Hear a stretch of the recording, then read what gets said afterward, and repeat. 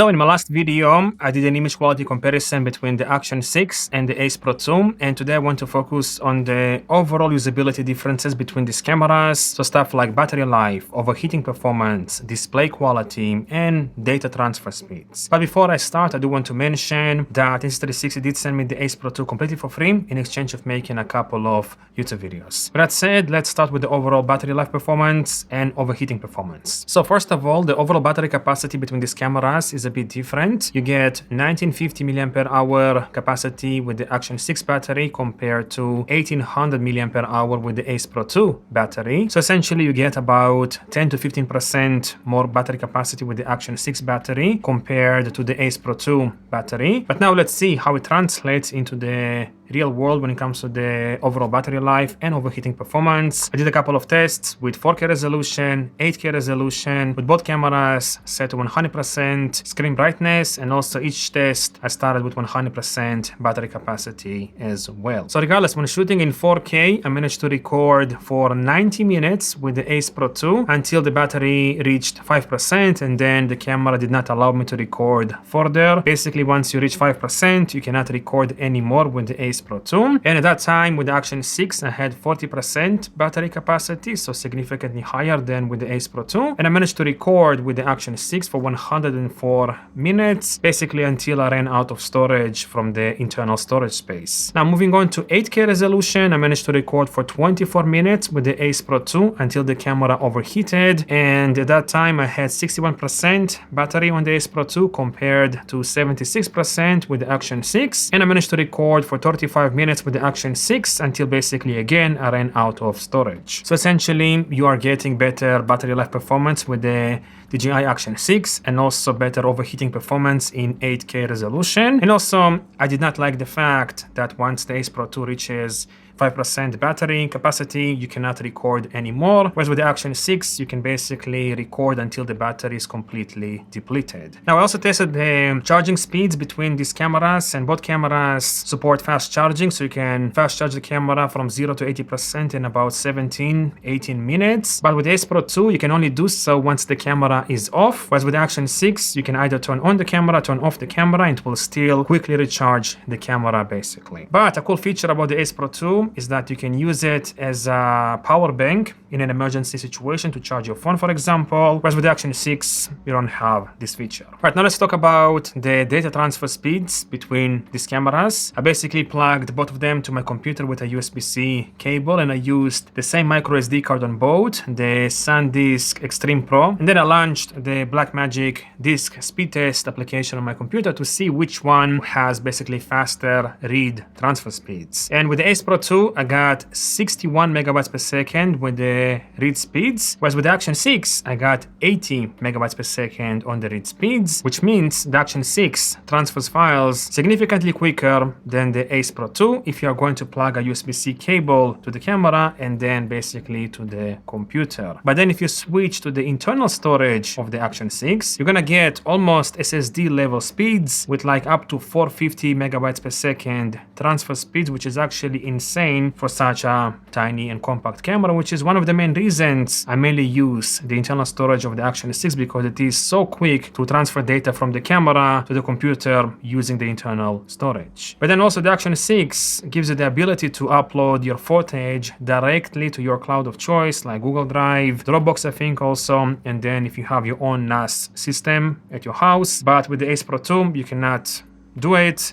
You can only use the proprietary subscription service from Insta360, which is the Insta360 Cloud Plus, I think, but you do have to pay for it. Whereas with the Action 6, you don't have to pay for this service. You can just link for example, your Google account and upload your footage directly from the camera to your Google Drive. All right, and now I want to talk about the display differences between these cameras, because they are significantly different, as you can see. So in front of the cameras, you get like a preview screen for your settings with the Ace Pro 2, whereas with the Action 6, you get a tiny display basically with the preview image and everything. But with the Ace Pro 2, you can, take the back screen and then just flip it around for selfie vlogging, for example. Or if you're doing like low angle shots, you can put it this way and then do like low angle shots and at the same time, be able to preview your image. Whereas with the Action 6, when doing low angle shots, you kind of have to do this to kind of see the display, which is significantly more annoying. But a couple of things to consider is that, first of all, if you want to, for example, film,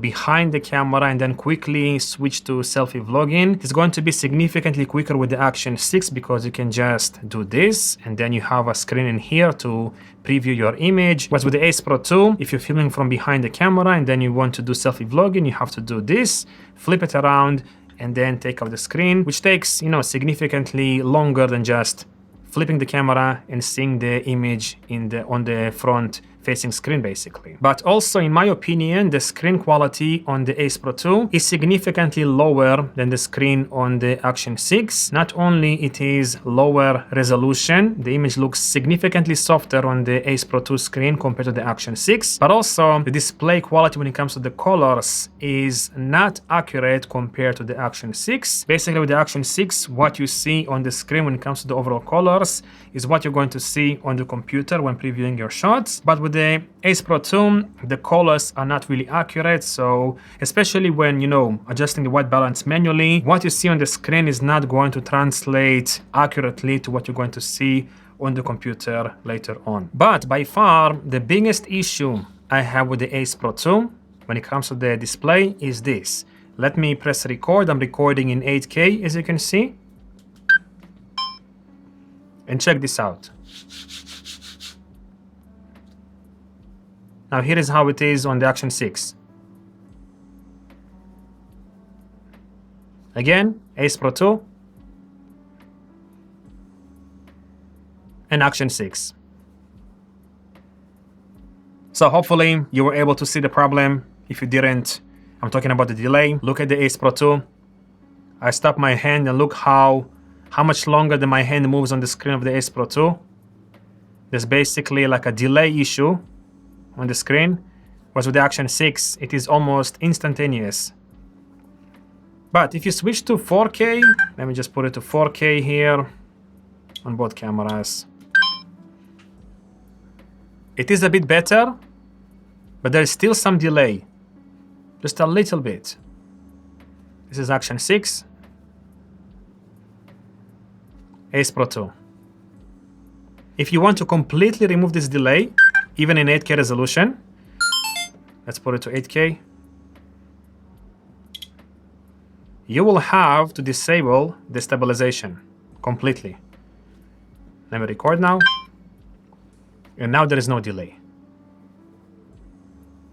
But honestly, who would use an action camera without having the stabilization on? So in my opinion, this is the biggest downside of the Ace Pro 2. Like, this delay is very distracting, especially again when filming in 8K resolution. Okay, now let's talk about audio. Right now I'm recording with the built-in microphones of these cameras without doing any enhancements in post-production. All I'm going to do is adjust the audio levels, and that's basically it. And while I do this test, I want to share with you a couple of audio features, if you will, these cameras support. So first of all, if you have like a simple USB-C to 3.5mm adapter like this Boya BYK4 dongle, you can connect basically any microphone you want to these cameras without having to use like a proprietary dongle/adapter. Insta360 also has this Explorer grip in here with a built-in battery, a record button, a dial, a cold shoe mount, and also, as you can see, a 3.5mm adapter, so you can quickly plug in an external microphone to the camera while having like a better grip, a couple of other buttons, and then a cold shoe mount at the same time. Link is going to be down below. And also, of course, these cameras support Bluetooth audio with their proprietary wireless microphones. So for example, I have in here the DJI Mic 3. I can easily connect it to the Action 6 via Bluetooth, and I can do pretty much the same thing with this Insta360 Air mic. I can just connect it to the Ace Pro 2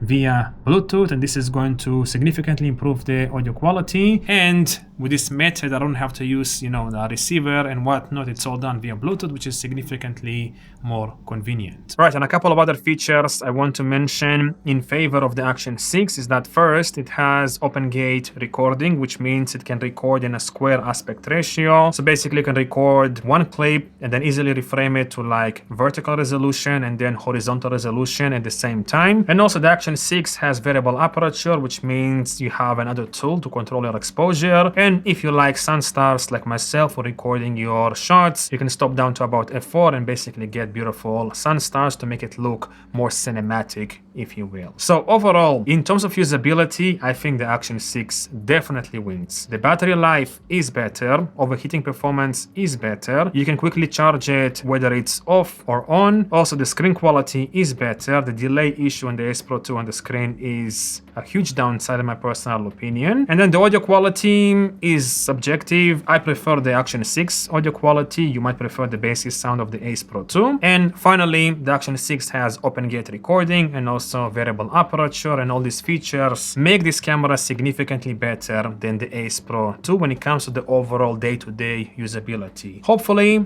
the future Ace Pro 3 is going to have some of the features of the Action 6, but as of now, the Action 6 when it comes to the overall usability is significantly better. Let me know down below what you think. I am going to post links to everything I've mentioned in this video down below at the same time. Thank you for watching, and I guess I'll see you again soon. Bye bye.